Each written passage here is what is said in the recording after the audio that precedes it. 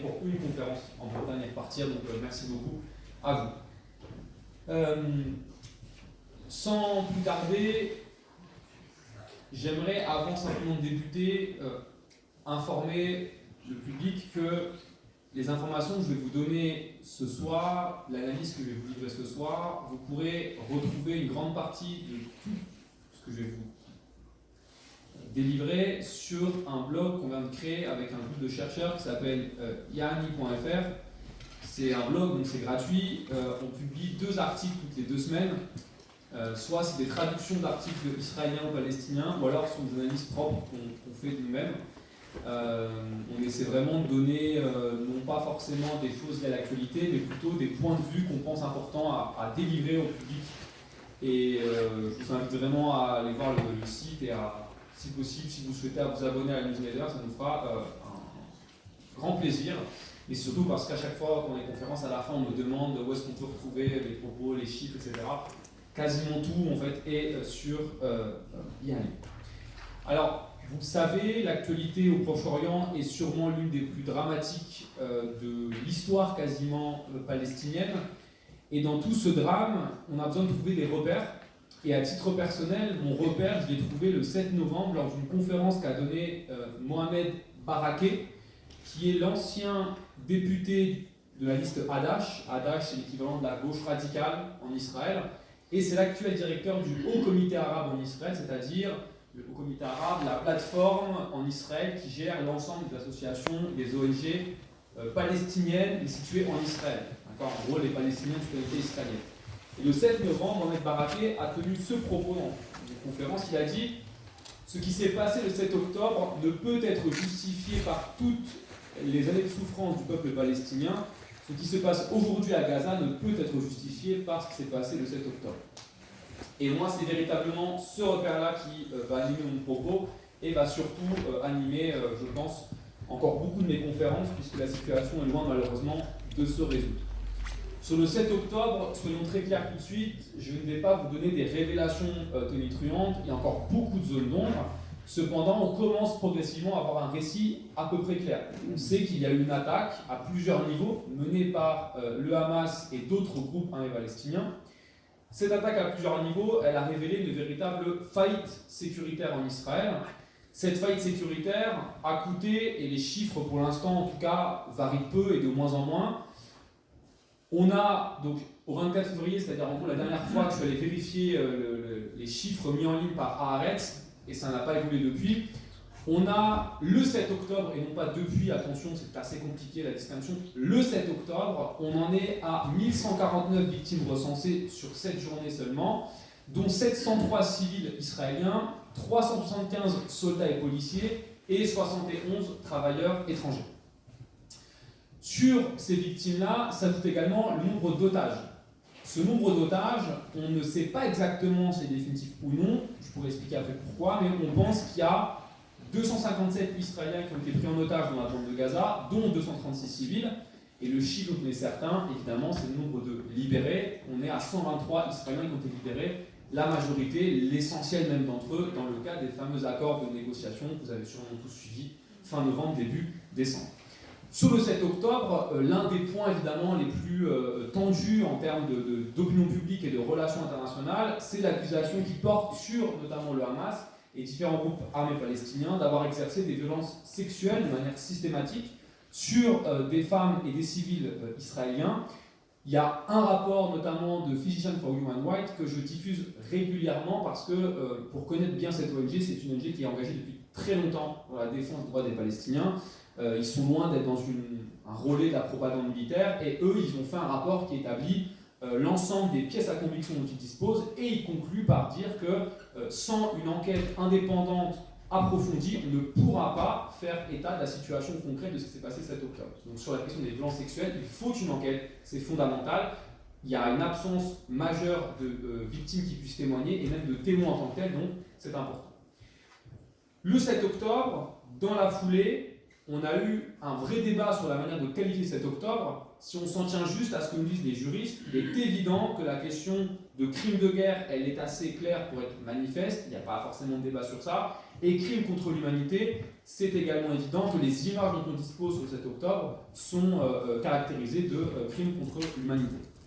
Sur cette question-là, on a eu rapidement des responsables politiques, à mon sens assez mal inspirés, qui ont jugé bon de donner un soutien inconditionnel à l'État d'Israël dans la réponse qu'il allait donner au 7 octobre. Quand on connaît l'histoire israélo-palestinienne, quand on fait l'état des relations profondément coloniales entre Israéliens et Palestiniens depuis presque 70 ans, il était évident que ce qui allait se passer après le 7 octobre, sans la prise en compte du sort des Palestiniens, ça ne pouvait être forcément que de nouveaux crimes perpétrés. Le 7 octobre et par la suite, Israël a revendiqué son droit à la défense, un droit à la défense qui a fait beaucoup de débats et d'échanges. Moi, je vais m'en tenir simplement à ces points-là. Il est évident qu'Israël, en tant qu'État à part entière, et sur ça, pareil en termes d'articles et de propos tenus par les juristes, c'est assez important de préciser, il y a un droit à la défense qui est encadré strictement par le droit humanitaire, l'obligation de répondre de manière proportionnelle et dans la protection des civils. Ça, c'est un droit et surtout un devoir qui est obligatoire pour tous les États. Cependant, ce droit à la défense qu'Israël revendique, il faut savoir qu'il ne peut pas s'appliquer sur un territoire dit comme occupé. Pour être très clair, demain votre pays se fait attaquer par un groupe armé quel qu'il soit, vous ne pouvez pas en réponse envahir le territoire d'où vient le groupe armé, surtout c'est un territoire occupé, et y justifier des crimes et des destructions massives. Ça ne marche pas comme ça ne peut pas être justifié.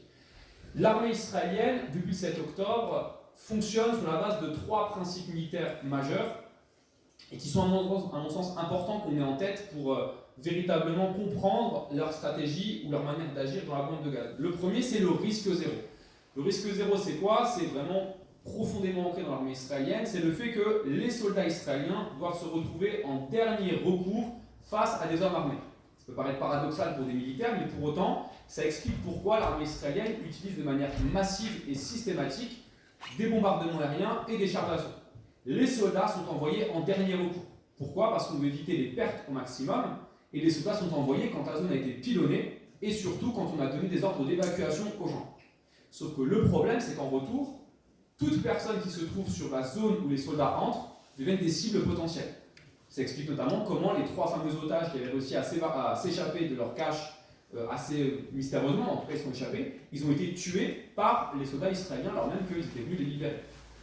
Pour autant, ce risque zéro, il est fondamental dans la mentalité et les agissements de l'armée israélienne. Deuxièmement, c'est le principe dit Hannibal, qui est commun avec l'armée américaine, qui est le refus de négocier toute prise d'otage. Quand il y a une prise d'otage, l'enjeu central, c'est d'abord de faire en sorte qu'il n'y ait plus d'otages. Donc, quand on sait qu'il y a une attaque avec potentiellement des gens qui ont été capturés, on répond de manière massive, quitte même à tuer ou à blesser l'otage, mais parce qu'on ne veut surtout pas se retrouver en position de soumission face à l'adversaire. Pour vous compreniez où je veux en venir, la semaine par exemple où on a eu les libérations tous les soirs et quotidiennement de prisonniers palestiniens et d'otages israéliens, je suppose que du point de vue, on va dire, humaniste ou international, on voyait ça comme un moment absolument émouvant et incroyable. Du point de vue de l'armée israélienne, c'est une soumission, parce que vous êtes obligé de vous poser en soumis face à votre adversaire. Pendant une semaine, c'était le Hamas qui dictait le moment où ils sont libérés, qui est libéré et comment ça va se passer. Du point de vue israélien, c'est absolument impensable. On ne veut pas arriver à ça. Donc les négociations n'arrivent qu'en dernier recours. Et pour faire ça, bien forcément, il y a des moments où on va aller dans la destruction massive, quitte même parfois malheureusement à devoir prendre l'otage comme victime, mais au moins on sait qu'on n'aura plus, si vous voulez, à négocier. Troisième condition, la doctrine qui s'appelle Daïa, qui a été notamment mise en place à partir de 2006 dans le cadre de la guerre entre Israël et le Hezbollah, donc au Liban.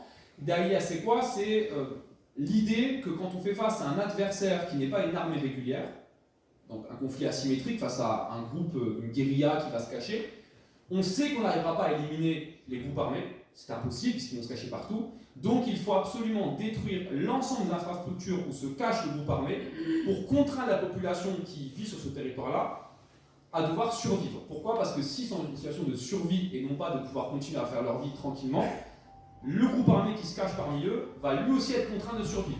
Donc il ne pourra plus agir. Ouais, pas de problème, parce que ça arrive pas forcément. Donc ce que je veux faire comprendre par là, c'est que cette stratégie d'Aïa, elle explique précisément comment est-ce que dans la bande de Gaza, actuellement, on a autant de destruction d'écoles, d'hôpitaux, etc. L'objectif, si vous voulez, c'est qu'au bout d'un moment, le Hamas, par exemple, dans Gaza, comme le Hezbollah à l'époque en 2006 au Liban, se retrouve dans une situation où sa population est dans un tel désarroi humanitaire que forcément, il va falloir négocier. Et quand on négociera, on pourra peser dans les négociations le fait que votre population, où vous vous cachez, est dans un tel état humanitaire que vos revendications ne peuvent pas être élevées. Parce qu'il y a une urgence humanitaire d'emblée. Sur ces trois principes s'ajoute ce que les analystes militaires parlent de véritable révolution, c'est l'utilisation de manière massive de l'intelligence artificielle, l'IA. Alors il y a un article qui est paru dans un média israélien et qui est très très long, je vous avoue, donc le lire c'est assez long et puis c'est une lecture assez compliquée, mais qui explique qu'en fait, pour la première fois dans une guerre moderne, on a une armée qui a utilisé l'intelligence artificielle pour désigner quasiment l'ensemble de ses cibles.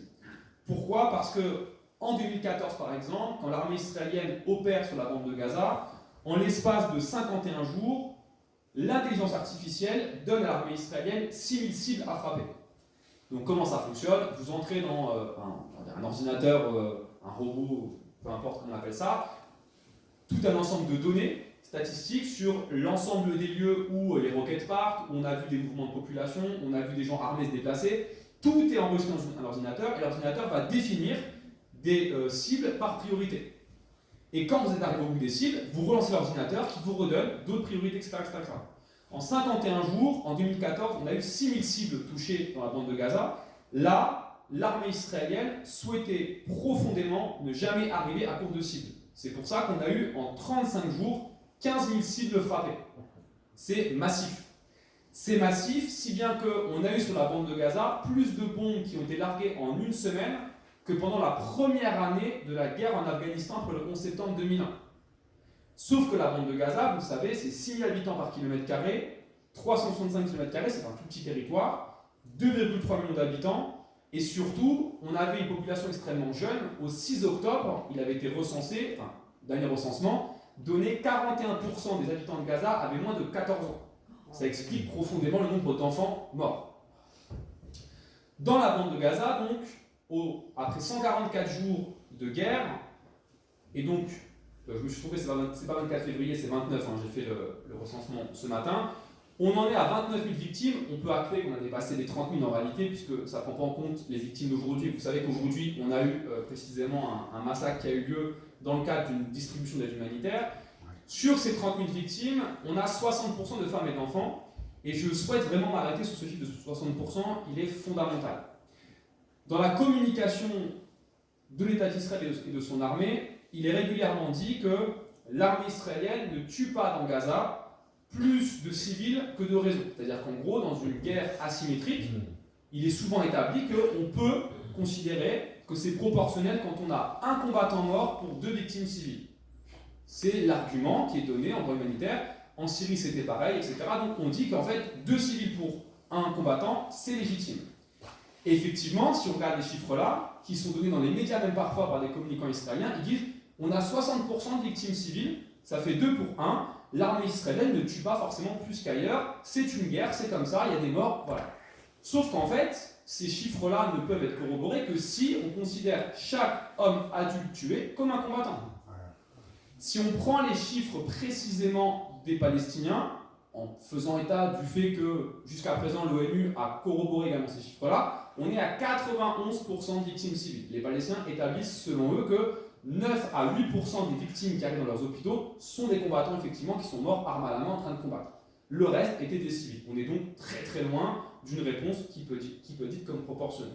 Surtout, vous avez un nombre de personnes sous les décombres qui n'arrivent même pas à être évaluées, on pense à 8 ou 9 000, 70 000 blessés, ça c'est acté par les hôpitaux, et puis après on a 124 journalistes, un nombre de déplacés qui est 1,7 million, donc c'est absolument historique.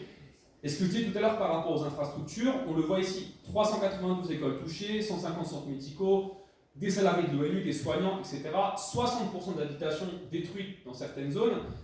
Je me tourne, même si c'est très haut, pour que vous compreniez un peu les 3 images. Celle que vous avez ici, c'est donc une image qui est produite par des ONG d'analystes militaires, donc c'est vraiment important leur travail pour le coup. eux recensent quasiment au quotidien les mouvements de l'armée israélienne. Et en fait, on voit que donc, tout le nord de la bande de Gaza est en bleu, ça veut dire que c'est là où il y a une présence militaire israélienne permanente, donc notamment la ville de Gaza City, qui était la première prise pour cible. Ce que vous voyez ensuite vers le milieu, cette tache bleue, c'est la ville de Khan Younes, qui est aujourd'hui au cœur des combats. Et Rafah, c'est la dernière ville qu'on a au sud, à la frontière avec l'Égypte. Vous voyez peut-être sur la gauche une zone en vert fluo. Cette zone en vert fluo, c'est la safe zone. C'est là où, depuis le début de la guerre, on dit aux Gazaouis d'aller se réfugier. Évidemment, vous vous doutez bien, on ne peut pas mettre 1,7 million de personnes sur cette zone-là. C'est pour ça que les réfugiés de Palestine, de Gaza pardon, actuellement, sont principalement dans la safe zone, mais c'est tellement petit qu'ils se sont étalés sur toute la plage et jusqu'à Rafah. D'où l'inquiétude qu'on a aujourd'hui sur le fait qu'une offensive sur Rafah va forcément entraîner d'autres morts. Cette carte-là, c'est la même ONG d'analyste militaire qui a réussi, ou du moins a réussi, on pense qu'ils ont réussi, ils ont essayé d'établir un point rouge par bâtiment touché dans Gaza. Et c'est important de voir sur cette carte-là qu'aucune zone concrètement n'a vraiment été épargnée.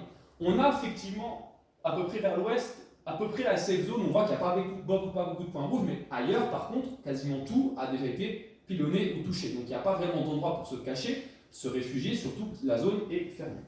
Et enfin, et bien à droite, c'est juste une zone agrandie pour que vous voyez plus précisément, donc Rafah à la frontière, et ici Khan Younes, qui est donc prise par l'armée israélienne. En termes de qualification juridique, là encore une fois, un crime de guerre, les jurys sont assez unanimes, crime contre l'humanité aussi, et vous avez sûrement vu passer récemment le fait que la Cour internationale de justice estime qu'effectivement l'armée israélienne ne respecte pas dans la bande de Gaza l'obligation pour tous les États de prévenir tout acte de génocide. Au contraire, le génocide peut être qualifié dans le sens où on laisse une population dans un tel état humanitaire. Ça veut dire quoi? Ça veut dire que dans la bande de Gaza, ce qui peut qualifier les actes de génocide, ce n'est pas le nombre de victimes en tant que tel, c'est l'état dans lequel la population est laissée. Vous le savez peut-être, l'aide humanitaire dans la bande de Gaza est utilisée comme moyen de pression. Ça veut dire quoi? Ça veut dire que normalement, en temps de guerre, l'aide humanitaire doit entrer de manière indiscriminée pour les populations civiles. Eux ne doivent pas être pris pour cible, ils doivent être protégés, je vous le rappelle. Or, si vous regardez ce graphique-là, on peut voir par exemple que l'aide humanitaire ne rentre pas de manière régulière. D'accord? On a parfois 199 donc au plus haut camion, puis on a 100, 130, et d'un coup ça tombe à 9, 20 et 4. Si on reprend la chronologie des relations entre les groupes palestiniens de Gaza et l'armée israélienne, on se rend compte que c'est assez concomitant. La baisse du nombre de camions de manière drastique correspond quasiment tout le temps aux négociations qui reprennent. Ça veut dire qu'en fait, quand des négociations reprennent, quand les conditions mises par les Palestiniens sont trop élevées, qu'est-ce qui se passe? Plus de camions humanitaires qui rentrent. Et en fait, on voit à quel point, et c'est sur ça que la Cour de justice internationale a validé le fait que, oui, dans Gaza actuellement, l'aide humanitaire étant utilisée comme moyen de pression, il y a un risque de génocide évident. Et ça, il faut vraiment l'avoir en tête, c'est important pour la suite de l'exposé. Toute cette catastrophe humanitaire n'est possible, évidemment, notamment que par l'incapacité des instances internationales d'agir, et notamment le veto américain, qui a été récemment, pour la 36e fois de l'histoire de l'ONU, déposé pour empêcher une sanction ou l'application d'une sanction contre l'État d'Israël. Dernier cas en date, vous avez peut-être suivi la résolution algérienne qui a été déposée au Conseil de sécurité de l'ONU, et les Américains ont déposé leur veto. Sur le 7 octobre, ce que j'aimerais faire maintenant avec vous, c'est m'appuyer sur cette citation de Antonio Guterres, qui est secrétaire général de l'ONU, et qui le 13 octobre a déclaré « Si rien ne peut justifier de tuer, blesser et enlever délibérément des civils, on ne peut pas agir comme si cette attaque s'était produite en dehors de tout contexte. » J'aimerais avec vous, dans le temps qui m'est imparti, reprendre justement quel était le contexte entre Israéliens et Palestiniens au 6 octobre, pour qu'on puisse véritablement comprendre dans quel cadre le 7 octobre s'est inscrit. Le premier point, il y en a 5, le premier point de contexte, il me semble, c'est évident, c'est le gouvernement d'extrême droite en Israël, qui a été intronisé le 1er janvier 2023. Ce gouvernement peut être qualifié sur 3 points principaux. Le premier, c'est évidemment une colonisation complètement effrénée. Vous avez ici un graphique, ce graphique a été fait par l'ONG La Paix Maintenant, donc une ONG israélienne, qui décompte chaque année les nouvelles constructions de logements dans les colonies faites sur le territoire palestinien. En 2023, Ils se sont arrêtés de compter à peu près au 15 juillet. Et ce que vous voyez là, c'est qu'en 7 mois, le gouvernement israélien actuellement a lancé davantage de colonies que sur les 10 années précédentes. Donc là, on a vraiment un record basé en termes de colonisation. Le deuxième point principal, c'est des provocations récurrentes sous les lieux saints, puisque deux ministres, notamment dans ce gouvernement, M. Itamar Ben-Gvir, qu'on a ici à gauche, et Bezalel Smotrich, là-bas à droite, au milieu c'est Netanyahou pour ceux qui ne l'ont pas reconnu. Ces deux ministres-là sont issus d'un parti, d'un courant qui s'appelle le courant, la liste sioniste religieuse, c'est un ensemble hétéroclite de partis d'extrême droite, qui, à mon sens, peuvent, de manière très simple, être qualifiés de fascistes, d'extrémistes, il n'y a pas d'autre terme pour les qualifier.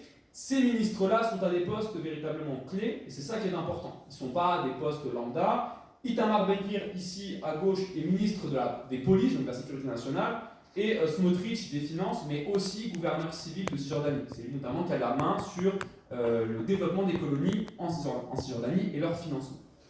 Itamar Ben-Gvir, en tant que chef de la sécurité, revendique profondément le fait de vouloir remettre en question ce qu'on appelle le statu quo sous les lieux saints, c'est-à-dire que depuis 67, où Israël gère la ville de Jérusalem, il y a un statu quo, c'est-à-dire qu'il y a les musulmans qui ont l'espace des mosquées, on a les chrétiens le Saint-Sépulcre et les juifs ont le mur de lamentation.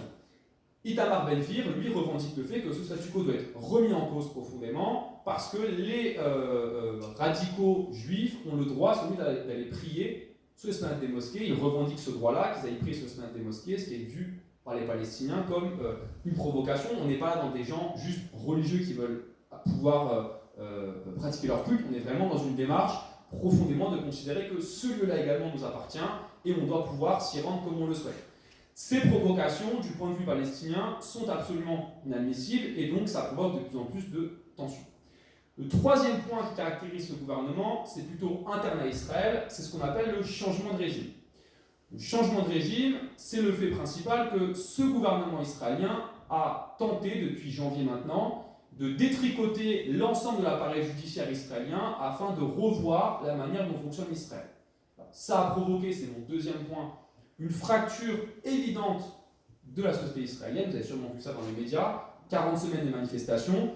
Pour que vous compreniez concrètement ça veut dire quoi, Israël est un pays qui s'est construit sur la base d'être un pays juif et démocratique. Quand on est un juif, on va dire libéral, laïque, donc plutôt situé à gauche en Israël, donc ceux qui ont manifesté, on part du principe qu'Israël est un pays juif et démocratique, mais où les gens qui ne sont pas juifs doivent avoir certains droits. Il n'y a pas d'égalité pensée, mais en tout cas certains droits et certaines libertés. A l'inverse, le gouvernement au pouvoir, et notamment des Ben-Gvir et des Smotrich, part du principe que si Israël est un pays juif et démocratique, il doit surtout être juif, et donc les personnes qui ne sont pas juives ne doivent pas avoir un quelconque droit ou égalité, et au contraire, ce sont davantage les personnes juives, radicales, religieuses qui doivent avoir l'hégémonie dans le pays. Ils sont en confrontation profonde, pas seulement contre les Palestiniens, mais aussi contre les juifs libéraux, laïcs, et notamment une partie de la gauche israélienne. Ce changement de régime a donc provoqué 40 semaines de manifestations, une manifestation qui, à mon sens, alors, démontre plein de choses, je n'ai pas le temps de m'étaler sur ça, mais de manière historique, il y a tout de même ici un questionnement profond qu'on peut même aller jusqu'à revoir, est-ce qu'on n'est pas face à l'échec profond du sionisme au Proche-Orient? Le sionisme, comprenez bien ce que je veux dire, c'est l'idée qu'Israël a été créé pour permettre à une population juive d'être majoritaire, d'avoir un État qui leur appartient, sauf qu'aujourd'hui, en 24, entre la Méditerranée et le fleuve Jourdain, donc Israël qui est le territoire palestinien, on a 50-50 en termes de démographie. Vous avez 7,1 millions d'Arabes et autour de 6,9 millions à 7 millions de Juifs. Si vous ne créez pas d'État palestinien, à un moment donné, nécessairement, ces populations arabes palestiniennes, donc non juives, vont soit devoir être intégrées à l'État d'Israël, soit vont se battre pour l'être, à moins qu'on crée un État palestinien. Mais si on colonise, c'est impossible. La droite israélienne a déjà tranché le débat depuis longtemps. Israël sera peut-être pas un État démocratique, pas de problème, par contre ce sera un État juif. Et donc on va coloniser, on va annexer, mais au moins on va s'assurer que c'est un État toujours qui est juif. La gauche en Israël, à l'inverse, pour ceux qui suivent un peu les débats intra-israéliens, continue à revendiquer l'idée que non, Israël peut encore rester un État juif et démocratique et on va créer un État palestinien. On a là deux modèles qui s'affrontent profondément, mais qui remettent en question véritablement l'idée que, en fait, si on part du principe que l'État de Palestine ne peut plus voir le jour, et ça après c'est un débat qu'on peut avoir évidemment, soit Israël restera un État juif, dans ce cas-là c'est un État d'apartheid, il n'y a pas d'autre choix, soit l'État devient démocratique, mais il n'est plus juif en tant que tel. Donc la question du sionisme aujourd'hui est même posée, et je pense que ces manifestations, c'est ce qu'elles reflètent aussi. Qu'est-ce que c'est Israël, et qu'est-ce que doit être Israël dans l'avenir? Le problème, selon moi, c'est que pendant ces 40 semaines de manifestations, les Palestiniens ont été profondément absents des revendications. Ça, c'est clair. L'occupation, la colonisation, ou même le statut des Palestiniens d'Israël qui subissent une profonde inégalité, ont été absents de l'ordre du jour. Ce n'était pas le cœur du sujet. Le cœur du sujet, c'était véritablement qu'est-ce que doit être Israël et comment faire en sorte que Netanyahou et son gouvernement soient en échec. Ce que ça veut dire surtout, ça veut dire que ces manifestants ont profondément intériorisé toute la politique israélienne depuis quasiment l'Azmi Intifada, donc Sharon 2001-2002, puis Netanyahou 2009, dont l'objectif a été de résoudre la question palestinienne sous un appareil sécuritaire. Ça veut dire quoi? Ça veut dire qu'ils ont considéré qu'on pouvait tout à fait trouver une solution à un problème colonial en mettant en place différentes politiques d'ordre sécuritaire. Cette politique israélienne se caractérise par plusieurs points. Donc, d'abord, créer une division géographique entre les Palestiniens. Les Palestiniens se retrouvent divisés entre, d'un côté, ceux qui habitent dans la bande de Gaza, donc sous blocus, rien ne rentre, rien ne sort, et si on est en Cisjordanie, donc, il faut que je m'habitue que c'est l'inverse, si on est en Cisjordanie, d'accord, on a en gros trois possibilités. Soit on est en zone rouge foncé, donc les grandes zones urbaines palestiniennes, censées être sous souveraineté palestinienne, on voit depuis 7 octobre que ça n'existe pas la souveraineté palestinienne, soit on est dans une zone, donc on va dire rose, mauve, comme ça, où là, au contraire, c'est une zone dite mixte, israélien comme palestinien, enfin, sécurité israélienne, administration palestinienne, mais en fait, concrètement, c'est une zone israélienne, soit on est dans le gris, et si on est dans le gris, ce sont toutes les zones rurales palestiniennes ou les colonies, et là, on est 100% sous souveraineté israélienne. Cette division géographique, elle a permis profondément de faire en sorte que le blocus sur la bande de Gaza, rien ne rentre, rien ne sort, on ne voit plus les Palestiniens. En Cisjordanie, on fait en sorte qu'on ne les voit plus non plus. On les cantonne dans les zones urbaines, on décide de qui peut rentrer, qui peut sortir, on crée des routes de contournement qui permettent de rejoindre les villes israéliennes jusque les colonies, et les Palestiniens, on ne les voit plus. Cette division géographique, elle a aussi été possible parce que s'est ajoutée une autre division, une division politique. Cette division politique, elle s'appuie sur deux forces principales. Dans la Cisjordanie, l'autorité palestinienne qui a été déléguée les grandes zones urbaines, dirigée par M. Mahmoud Abbas et par le Fatah, à qui on a délégué une petite souveraineté, basée surtout sur ce qu'on appelle la coopération sécuritaire, c'est-à-dire qu'ils vont gérer administrativement et sécuritairement les grandes zones urbaines, ce que Israël ne veut pas faire. Cette gestion de la Cisjordanie de manière disons, en déléguant des forces, n'a pu être possible qu'en vendant aux Israéliens un conflit à basse intensité. C'est-à-dire qu'on part du principe, en expliquant aux Israéliens que ce principe-là, cette division, ne va évidemment pas amener une annexion de facto et tout de suite, mais en tout cas, vous allez voir que ça va réduire profondément le nombre de victimes et le conflit va disparaître. Et si on prend par exemple les statistiques entre 88 et 2018, regardez à quel point, du point de vue israélien, concrètement, le conflit avait disparu. Sauf à quelques moments de tension, notamment en 2014, où là on a des reprises d'hostilité avec le Hamas, le reste du temps, vous avez à peine 50 victimes par an côté israélien, évidemment. Donc de leur point de vue, les Palestiniens, c'était terminé. Il y avait quelques résidus de terrorisme et de groupes armés par-ci par-là, mais concrètement, on peut le gérer.